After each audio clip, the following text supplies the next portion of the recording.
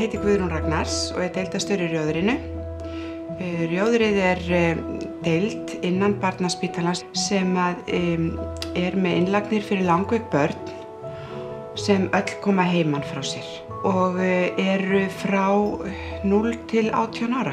Þau koma í innlagnir í allt frá 2-3 dögum og upp í 10 daga í mánuði. Þetta ætlað sem hvíldarinnlögn fyrir foreldra og fjölskylduna og ekki síst fyrir barnið sjálft. Þau fara í sína skóla á morgnana og leikskóla og koma svo aftur til okkar bara eins og þau séu að fara heim til sín. En þau börn sem koma utan á landi eða eru lítil, þau eru þetta hjá okkur allan daginn. Við erum stórt heimili. Starfsfólkið borðar með börnunum.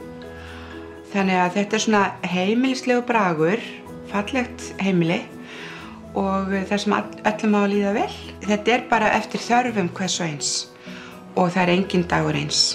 Við erum ekki með læknisþjónustu þar sem læknarnir koma til okkar, heldur leitum við til þeirra. Eins og ef eitthvað kemur upp á hjá okkur á næturnar, þá erum við í sambandi við bráðamóttökuna og við sendum krakkana bara með sjúkrabíl.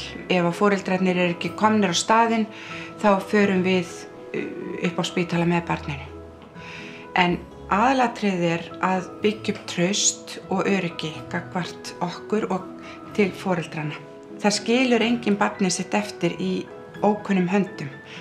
Flestum krökkunum finnst voða gaman að vera hjá okkur og það kemur fyrir og það nú kannski það skemmtilega í þessu að þau vilja ekki fara heim.